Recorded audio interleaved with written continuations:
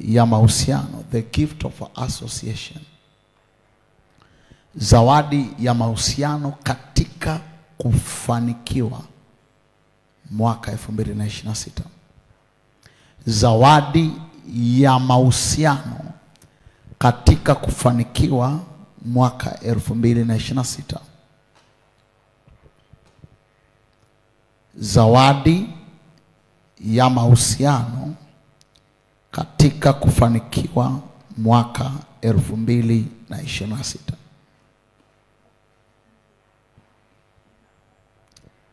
Pamoja na yale ambayo tumekuwa tukiweka kama msingi katika kuelekea mwaka 2026, nimekuelekeza kwa siku hizi zilizopita, nimekuambia kwamba kiwango chako cha kiroho ndicho ambacho kinaamua ni nini kitokee kwenye maisha yako katika mwaka 2026.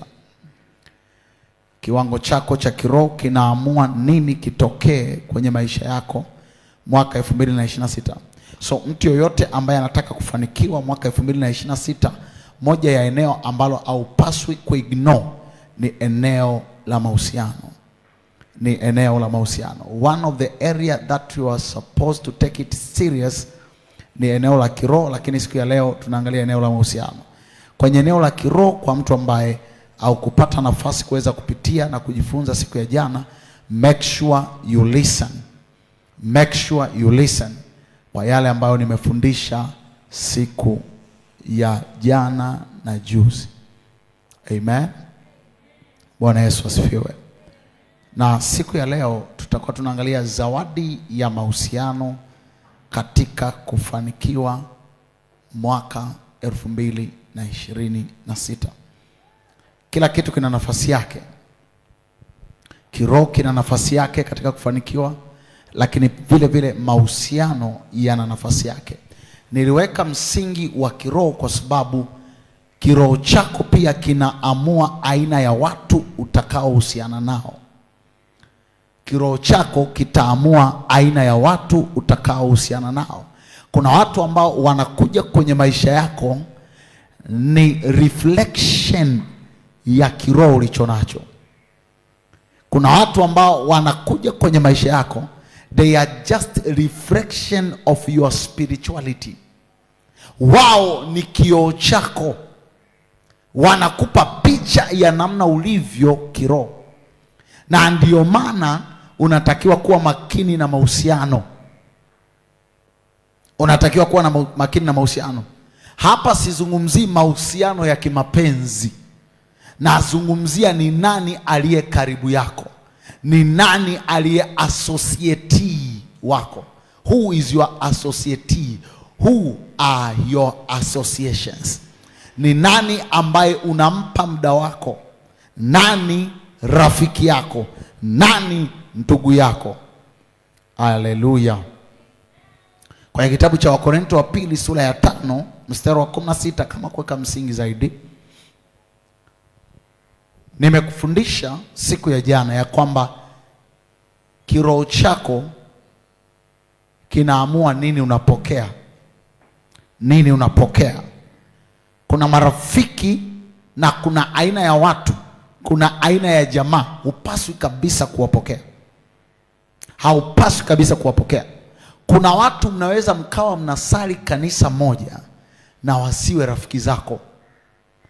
And it is not necessary wawe rafiki zako kwa sababu mnasali kanisa moja. Kanisani ni kama unaenda hospitali. Kuna watu wanakuja ni wagonjwa, wamekuja kutibiwa. Ukienda hospitalini unakutana na wagonjwa wa aina mbalimbali. Wana magonjwa mbalimbali na wengine hauruhusiwi hata kuwagusa na kuwasalimia, ingawa mpo hospitali moja na inawezekana mmelazwa wodi moja. Kwa hiyo sio kila mtu ambaye utamkuta kanisani amedesigniwa awe rafiki yako. Kwa nini kuna watu wanafeli kwenye maisha? Kuna watu wanafeli kwa sababu ya mahusiano, because of association. Kuna watu ambao hawakuwa na aina fulani ya tabia mpaka walipoanza kuambatana na watu fulani. Kuna watu walikuwa hawana masengenyo kabisa, walikuwa hawana masengenyo mpaka walipoanza kuambatana na mtu fulani.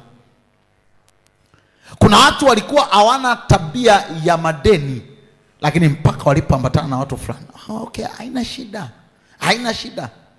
Yaani anakuonesha kwamba chochote kinachotokea kwenye maisha yako ni kitu cha kawaida, cha kawaida. So aina ya watu unaoambatana nao wanaamua ufikie wapi kwenye maisha. Angalia ni nani unayeambatana naye kwenye maisha, anaamua ni wapi utafika. So you must be selective. Lazima uwe na uchaguzi. Lazima uwe na uchaguzi. Hautakuta hata siku moja mwewe anashirikiana na kunguru au mwewe anashirikiana na kuku. Hautakuta tai siku moja anashirikiana na kuku. Hawa ni species tofauti kabisa, ingawa wote ni ndege. Wote inawezekana tukao tumeokoka, lakini haimaanishi lazima uwe rafiki yangu, lazima uwe karibu yangu. Tabia yako itaamua ukaribu wangu mimi na wewe. Tabia yako. Sema amen. Nikuoneshe kitu kimoja kwenye kitabu cha Wakorintho wa pili sura ya 5 mstari wa 16. Wakorintho wa pili sura ya 5 mstari wa 16. Anasema hata imekuwa sisi tangu sasa hatumjui mtu awaye yoyote kwa jinsi ya mwili. Hatumjui mtu yoyote kwa jinsi ya mwili. Nataka mahusiano na mtu fulani ya kibiashara. Anasema tangu hivi sasa sisi hatumjui mtu yoyote kwa jinsi ya mwili. Nataka nihusiane na mtu huyu kwenye biashara, lazima kwanza nifanye spiritual scanning. Lazima kwanza nifanye spiritual scanning. Sema spiritual scanning. Yes, lazima kwanza apitie kwenye uchunguzi kwanza wa kiroho kwamba huyu mtu je, awe rafiki yangu au la, awe karibu yangu au la. Na ndio maana kuna watu ambao unaweka karibu alafu baadaye wanageuka kuwa adui zako, kwa sababu uliwachukua haukuwapitisha kwenye vipimo vya kiroho. Kuna mtu kamuita best, kumbe ndo huyo ambaye anakufanyia mambo mabaya. And he is your best and she is your best. So Paulo anasema hivi, tangu hivi sasa mimi sisi hatumtambui. Angalia, hata imekuwa sisi tangu sasa hatumjui mtu yoyote kwa jinsi ya mwili. Tukimwangalia mtu kwa namna ya mwili haimaanishi tukasema huyu ni rafiki na tukajiridhisha kwamba ni rafiki. Watu wengi akiangalia nasema mbona alikuwa anatabasamu sana, kwa hiyo yule jamaa alikuwa ni mzuri, alivyokuja pale ofisini alikuwa anaongea vizuri, tukaona anafaa kufanya kazi na sisi. Paulo anasema hapana, usimwangalie mtu kwa jinsi ya mwili na ukajiridhisha ya kwamba unamjua. Kuna mtu ukimwangalia kwa jinsi ya mwili unasema the way alivyo ni the best person, the best person. Kwani wanaoumizwa kwenye mahusiano ni watu wa namna gani? Ni watu ambao waliamini mtu kwa namna ya nje, alipomwangalia akasema this man can marry me, anaweza akanioa. Paulo anasema hapana, tangu sasa hatumjui mtu kwa jinsi ya nini. Hatujiridhishi kwamba huyu mtu ni salama kwa sababu tumemwona amevaa tai. Hatujiridhishi kwamba huyu mtu ni mzuri kwa sababu amevaa gauni refu kuliko watu wote. Hatujiridhishi kwamba mtu huyu ni salama kwa sababu alikuja anatabasamu anasema wewe unaitwa mama nani eh? Yaani wewe mama toka nilipokuona siku ile wewe ni rafiki yangu. No. Paulo anasema hapana, that is not enough. That's why kuna watu wamewaweka karibu watu hatari kwenye maisha yao, wanaoharibu ndoto zao kwa sababu waliamini kwa namna ya nje. Kwa hiyo lile somo lililopita linakuwa connected na hichi tunachoendelea kujifunza. So you must be spiritual when you are choosing your association.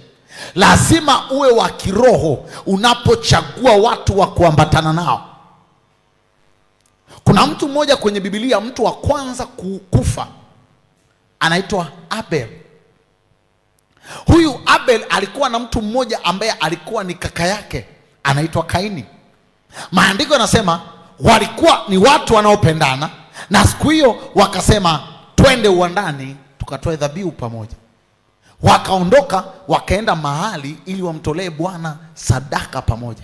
Maana yake nini? Hao watu walikuwa ni washirika wa kanisa moja. Kaini na Abel walikuwa ni washirika wa kanisa moja. Walipofika kwenye eneo la ibada, maandiko yanasema Kaini alikuwa amejenga madhabahu yake sehemu moja, na mwingine Abel amejenga madhabahu yake sehemu nyingine. Walipofika pale wakaanza kutoa sadaka. Wakati wanatoa sadaka, maandiko yanasema Abeli sadaka yake ikakubaliwa, Kaini sadaka yake ikakataliwa. Maandiko yanasema Kaini alipoona sadaka ya mwingine imekubaliwa na huyu imekataliwa, maandiko yanasema Kaini akaghadhabika moyoni mwake. Maandiko yanasema akachukia kiasi kwamba akawa anawaza kumuua ndugu yake. Mungu akamuona Kaini akiwa anawaza yale yaliyoko moyoni mwake. Wakati anamuona, Mungu akamuonya ya kwamba kuna dhambi iko mlangoni na kuotea, inakupasa uishinde, na ilikuwa ni dhambi ya kumuua mshirika mwenzie. Wangapi wanaelewa ninachoongea? Sema amen kama unanielewa. Hawa watu wote wametoka kwa baba mmoja wa kiroho anaitwa Adam. Wote wameenda kwa Mungu mmoja anaitwa Jehova. Wote wanasali kwa Mungu mmoja, wote wanatoa sadaka. Mungu akaridhia sadaka ya Abel, akakataa sadaka ya Kaini. Mshirika anayeitwa Kaini akakasirika. Kwa nini Mungu anamkubali Abeli alafu ananikataa mimi? Remember, hawa watu wote wanasali kanisa moja. Badala ya huyu amuulize, rafiki yangu umefanya nini kilicho kizuri mpaka sadaka yako imekubaliwa, alichokifanya ni kumkasirikia Abeli. So nazungumza kitu hiki tena. Unaweza ukaja kanisani ukakutana na mtu asiwe rafiki yako. It doesn't mean kwa sababu anaomba kwa sauti na ananena kwa lugha sana lazima awe rafiki yako. Anaweza akawa prayer partner lakini asikujue nyumbani kwako unakoishi. Umenielewa ninachoongea? Sio lazima umpeleke ni wapi unaishi kwa sababu tumekutana kanisani. Sio lazima umwambie leo tutatoka pamoja kwa sababu umekutana naye kanisani. Na ndio maana watu wengi wanaumizwa na watu ambao waliwakuta kanisani alafu anasema nilimkuta kanisani. Kwa mwaka 2026 unapotaka kufanikiwa, jifunze kuwascan wakina Kaini kabla hujaenda nao kanisani. Listen, hawa walikuwa na safari moja wanaelekea wote kanisani, but you must learn how to scan them. Lazima ujifunze kuwachunguza kwanza kabla hujaweka karibu. Lazima ujifunze kuwapeleleza kwanza kabla hujaweka karibu. Kuna mwingine kabla hujamweka karibu utagundua wazi ya kwamba huyu jamaa namna alivyo ni tapeli.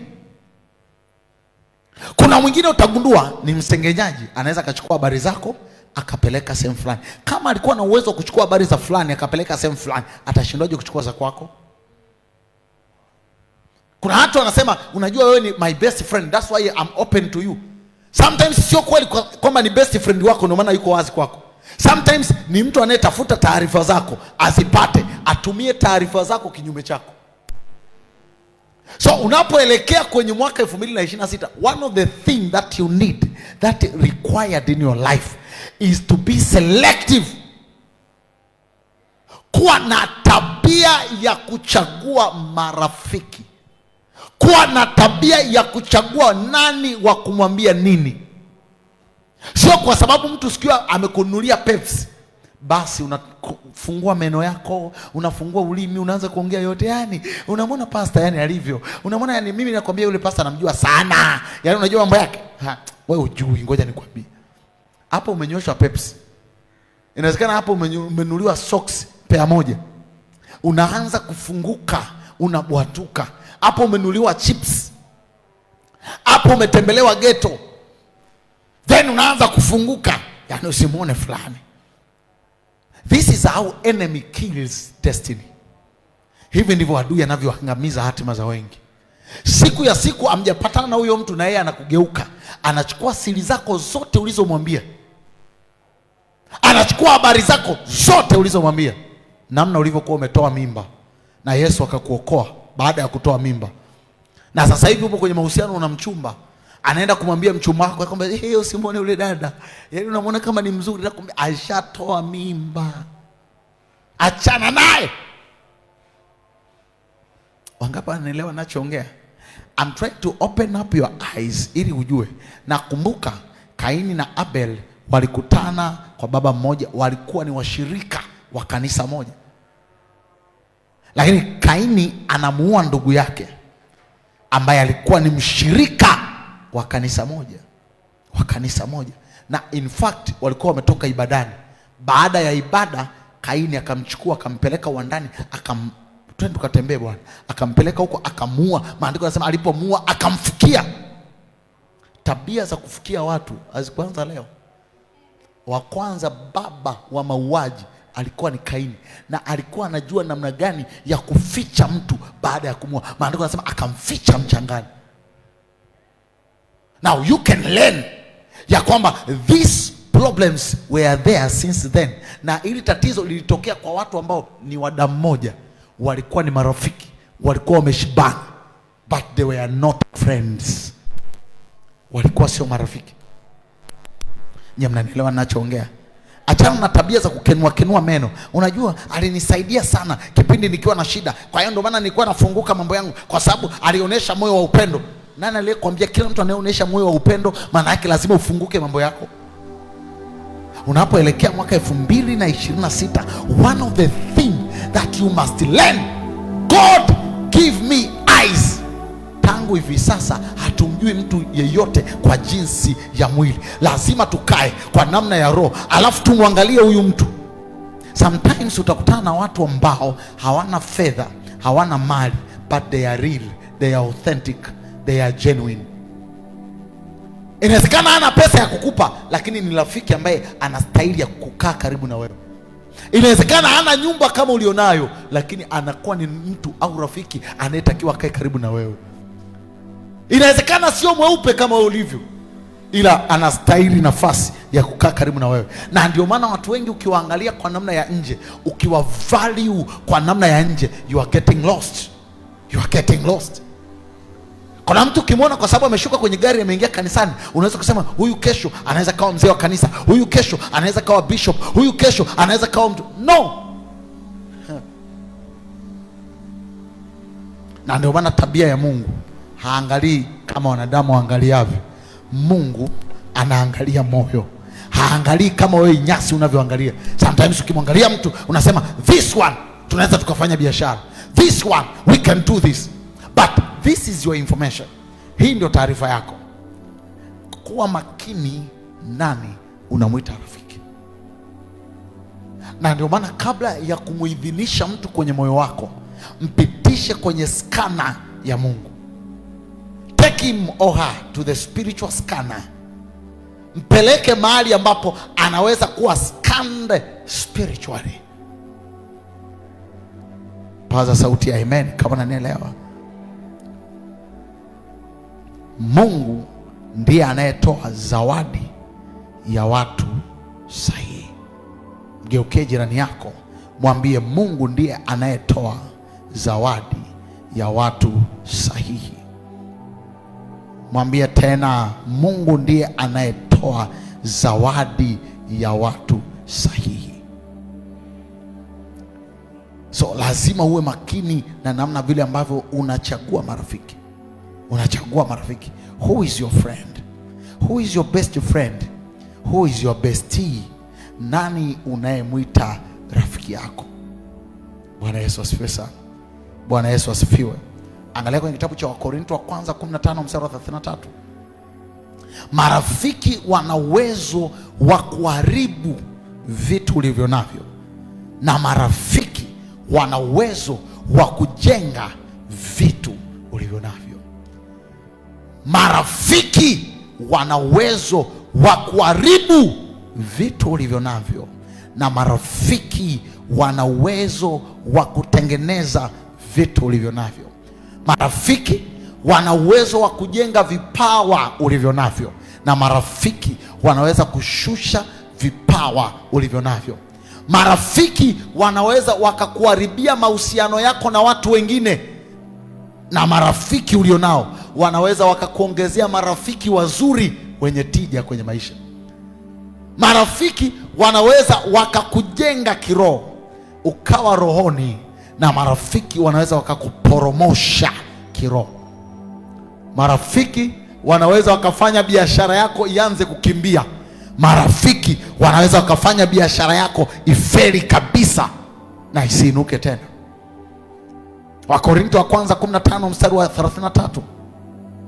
Msidanganyike, marafiki wabaya huharibu. Marafiki wabaya wana mikono mibaya ya kuharibu tabia njema. Nao kwenye tabia njema pale weka ndani ya mabano, tabia inawezekana ikawa ni mfumo wa maisha kwenye eneo fulani. Tabia ni nini? Ni mfumo wa maisha katika eneo fulani, tabia ya mafanikio. Kuna watu ukiangalia maisha yao wana tabia ya kufanikiwa, maana yake wamekuwa na tabia ya kustawi kila siku, wanastawi. Rafiki mbaya akija ni kama mchwa, anaanza kula mafanikio ulionayo. Marafiki wabaya ni kama mchwa, wana tabia ya kuanza kutafuna mafanikio ulionayo. Marafiki wabaya huharibu tabia njema. Tabia haitengenezwi siku moja. Tabia ni matokeo ya matukio na matendo mbalimbali ya kila siku. Nao huyu mtu amekuja kwenye maisha yako, anaanza kuharibu tabia ya uchamungu ndani yako. Ulikuwa na tabia ya uchamungu kwa sababu ya mazingira ya mahusiano ulionayo. Huyu mtu anakupotezea hofu ya Mungu ndani yako. Mnaanza kuwa wasengenyaji, mnasengenya bila hofu. Mnasengenya bila hofu. Mnasengenya kuanzia mchungaji, mnasengenya mzee wa kanisa, mkitoka mzee wa kanisa mnaanza vijana wa kanisa, mkitoka vijana wa kanisa mnaanza baba wa kanisa. Kwa sababu gani? Rafiki mbaya anaharibu tabia njema. Sometimes ukitaka kugundua kuna vitu vimeongezeka kwenye maisha yako, angalia marafiki waliokuzunguka. Utagundua marafiki waliokuzunguka wana uwezo wa kuongeza au kupunguza. Marafiki ulionao wana uwezo wa kuongeza tabia fulani njema au kuondoa tabia fulani njema. Sasa hivi unaweza ukalopoka lolote and I don't care. Why? Kwa sababu kuna mtu umekaa naye karibu, na huyu mtu anakufunza tabia isiyotokana na Mungu. Who is your friend? Nani rafiki yako? Zamani ulikuwa na bidii ya kazi, lakini sasa hivi you are sleeping too much. Unalala mno. Kwa nini unalala mno? Angalia nani rafiki yako. Kuna mtu anakuja kwako kama rafiki yako, anakuambia with the enticing words, anakuambia maneno kama rafiki mzuri, unajua I care for you, that's why nakuambia mambo kama haya, sitaki uumie. Lakini unajua behind the scene kitu anachokitaka ni shetani akutoe kwenye mstari. Kuna watu ambao wanakuja kwenye maisha yako pia kukutoa kwa watu wazuri ambao wapo kwako. They come to your life just to remove good people in your life. Toka umeanza kuambatana naye, yeye ana habari mbaya za kila mtu. Usimwone fulani, yani anakusemaga wewe vibaya. Usimwone fulani anakusemaga vile ulivyo. Anasemaga shape yako ni mbaya. Anasemaga wewe una tabia mbaya. So now you understand associations. Kuna watu walikuwa wanakimbia kiroho mpaka walipokutana na rafiki ambaye anaenda slow, then kiroho chao kikapungua. Rafiki. Sasa ipo ni ibada, yani ibada kila siku. Yani kila siku mnasali, kila siku mnaomba. Yani hauchoki. Toka siku hiyo ukaanza kugundua ila ibada kweli. Kila siku tunasali. Moja ya watu ambao mimi nawakubali ni Waislamu. Kwa siku wanasali mara ngapi? Mara 5. Na hakuna mtu analalamika. Ila utakutana mtu anasema walokole wanasali, hapo ni jioni, labda mmekutana ibadani. Ila wenzenu mara ngapi? Anayewasema walokole mnasali sana, yeye anasali mara ngapi? Mara 5. Kitu gani nataka nikufundishe? Angalia marafiki ulionao, kuna kitu wanaongeza na kuna kitu wanapunguza. You cannot fake it. Kwa sababu maandiko yanasema marafiki wabaya wao wana tabia ya kuondoa tabia njema, tabia njema, tabia ya kufunga, tabia ya kuomba, tabia ya kumtolea Mungu. Unajidai unamtolea sana Mungu kanisani, yani pastor kwanza mwenyewe yani hata kuappreciate, yani anaonesha kabisa anakuchukulia poa, bora ukatoe kanisa lingine. Sasa hivi kweli mbona pastor anisemei vizuri pale madhabahuni? Unajua ni kama mtu akitoa sadaka anataka asifiwepo madhabahuni. Sasa unakutana na Apostle Mbembela, yeye hana tabia ya kusifia mtu madhabahuni, kwamba kwa sababu umetoa sadaka basi ni kusifie madhabahuni. Na anasema okay, hama kanisa. So unagundua kuna mtu anakuja kwenye maisha yako, tabia yake ni kuondoa vitu vizuri kwako. Anaondoa vitu vizuri. Unapoelekea kwenye next level, lazima uwe unajifunza kuwachuja marafiki kwa jicho la Mungu. Kuna marafiki kabisa unatakiwa kuwafuta mbali, hata kama wananena kwa lugha. Futa them, delete them, remove them. Waambie sasa hivi mme expire. Tell them mmesha expire. Kuna watu ambao uwawekee nukta ya kwamba sasa tulikuwa tumetembea pamoja, lakini at this time siwezi kwenda na wewe. Kama unataka kwenda mbali, kuna aina ya watu lazima uachane nao, na kuna aina ya watu lazima uwapate. Na nikwambie ukweli, Mungu ndiye anayetoa watu wazuri. God, Mungu ndiye anayetoa watu ambao watakujali. Mungu ndiye anayetoa watu ambao watasimama na wewe kwenye kila hali. Inachukua Mungu kuweza kuwa na watu sahihi kwenye maisha. Narudia tena, inachukua Mungu kuwa na watu sahihi watakao kupeleka mbali kwenye maisha. Piga kelele, sema amen. Piga kelele, sema amen. Sema Baba, katika jina la Yesu, ninakuomba siku ya leo ukanipatie watu wazuri kwenye maisha yangu. Sema Baba, katika jina la Yesu, ninakuomba unipatie watu wazuri kwenye maisha yangu. Paza amen. Paza amen. Kwenye kitabu cha Mithali 27 mstari wa 17. Mithali 27 mstari wa 17. Nataka nifike mbali kwenye maisha. Make sure you choose right people. Chagua watu sahihi. Mithali 27:17. Mithali 27:17. Chuma unoa chuma, chuma unoa chuma, ndivyo mtu aunoavyo uso wa nani? Wa rafiki yake. Geukia jirani yako, mwambie chuma unoa chuma. Mwambie chuma unoa chuma. Muulize, je, una rafiki chuma au mbao? Now listen to me carefully. Rafiki uliye naye anaamua ugeuke kuwa chuma au uwe udongo. Rafiki uliye naye anaamua uwe chuma au uwe udongo. Check the association that you have. Rafiki uliye naye anaamua uwe chuma kwenye biashara au uwe udongo. Anaamua uwe chuma kwenye ndoa au uwe udongo. Yeyote aliyeingia kwenye ndoa na mtu ambaye ni udongo na yeye ni chuma, awe na uhakika mmoja wapo atageuzwa either kuwa udongo au kuwa chuma. Kwa sababu Mungu haja design kwenye mahusiano utembee na chuma, utembee na udongo. Amedesign utembee na chuma. Haja kudesign utembee na mbao, amekudesign utembee na chuma. Make sure watu wanaokuzunguka pembeni yako ni chuma ili ufanikiwe. Watu ambao wanaweza wakakunoa viwango vyako vya maombi, watu wanaoweza kukunoa viwango vyako vya biashara, watu ambao wanaweza wakakunoa viwango vya fikra ulivyo navyo, watu ambao wanaweza wakafungua macho yako kuona fursa. Find right people who can sit with you, who can challenge you. Watu ambao wanaweza wakakaa mahali wakakupa changamoto ya kiroho, wakakuchangamotisha kiroho, wakakwambia hii tabia ulionayo sio. You need such kind of people. People who will not pamper negative character in your life. Watu ambao hawatailea tabia negative kwenye maisha yako. watu ambao watakukemea kwa macho meupe wakati unakosea. You need such kind of association. Watu wengi wanaanguka kwa sababu wameketi pamoja na watu ambao wanawasifia hata wakikosea. Wanawasifia. Sina tabia ya kumsifia mtu akiwa anakosea.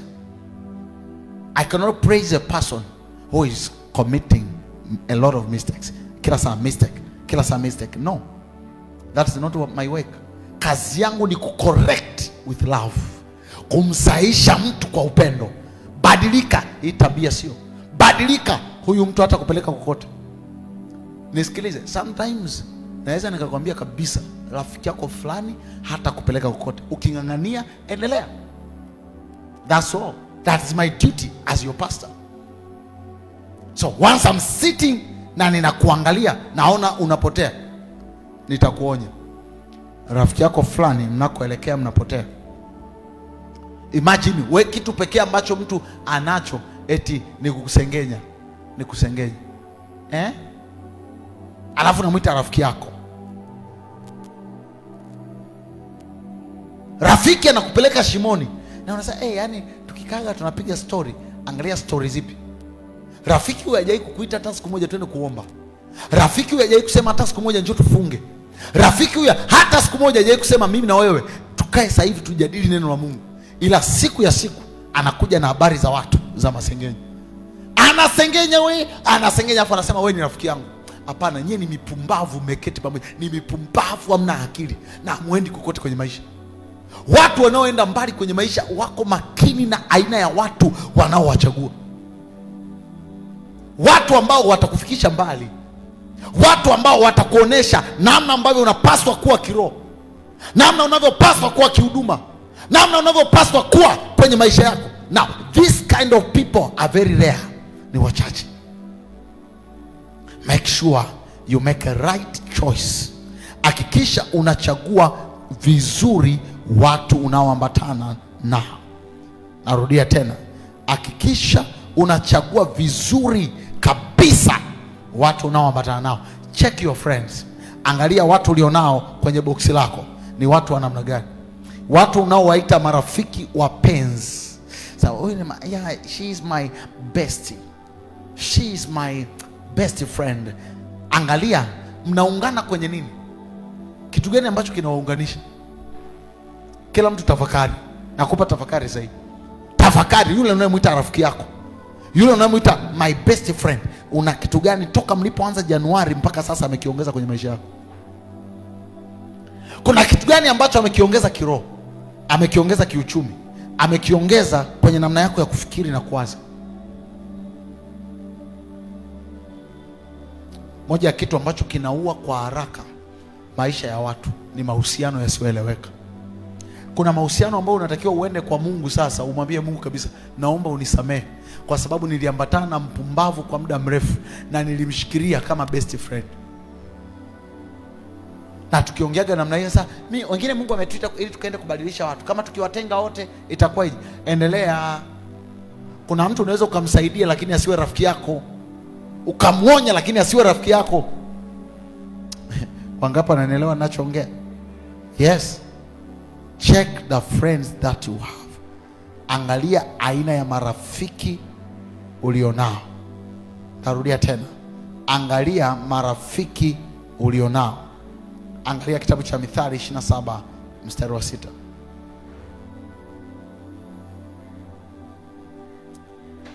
Mithali 27. Kuna mambo mengi ambayo nitakufunza siku ya kesho kuhusiana na association, kwa sababu kuna package kubwa ya transactions ambayo inafanyikaga kupitia marafiki na watu hawajui. Amen. Hivyo unagundua kwamba tabia nyingi ulizonazo ni matokeo ya marafiki ulionao. Siku moja nikaa namwambia mke wangu kuhusiana na marafiki niliokuwa nao wakati wa utoto mpaka ninapoingia utu uzima. Crew yetu ile tulikuwa ni watu ambao tunaomba. Since tukiwa primary, tangu tukiwa primary tulikuwa tunaomba. tukitoka asubuhi tunaenda kanisani, tunaomba kwanza, tunaenda shuleni. Tukitoka hapo sasa ile break time tulikuwa tunapatana pamoja, tunaomba. Jioni tunaenda kanisani, tunaomba. Almost 3 to 4 times per day tulikuwa tunaomba. Umeelewa ninachoongea? Wale marafiki wote clue yetu ni watumishi. Wote ni watumishi. Unanielewa ninachoongea? Aina ya marafiki nilionao. Marafiki nilionao. Mmoja mchungaji, mwingine mchungaji, mimi mchungaji. Hai. Unanielewa ninachoongea? Tulikuwa 4, mmoja huyu daktari. Wote tumeangukia kwenye kamba nzuri. Nisikilize vizuri. Marafiki wana namna ya kuaffect maisha yako bila wewe kujua. Marafiki wana uwezo wa kuyaathiri maisha yako bila kupiga kelele. Marafiki wanaweza kuwa silaha ya Mungu au silaha ya shetani kuangamiza maisha yako. Tarudia tena. Marafiki wanaweza kuwa silaha ya Mungu au silaha ya shetani kuangamiza maisha yako. Just check your friends. Angalia maandiko kwenye kitabu cha Mithali 27. Tuanze mstari wa 5 na 6. Lawama ya wazi ni heri kuliko upendo uliositirika. Jeraha utiwazo na rafiki ni amini, bali kubusu kwa adui ni kwingi sana. Maana yake adui ana tabia ya kuonesha urafiki mkubwa kuliko rafiki mwenyewe halisi. Sio mmesoma mstari mmeelewa? Maandiko yanasema hivi, mstari wa 6. Jeraha utiwazo na rafiki ni amini, bali kubusu kwa adui ni kwingi. Adui akija kwako atataka approve kwamba wewe ni rafiki yake. Atakuongelesha mambo mazuri, atakupampa, atakubembeleza, atakusemea mazuri, but kwenye moyo wake anakupangia mabaya. Kubusu kwa adui ni kwingi.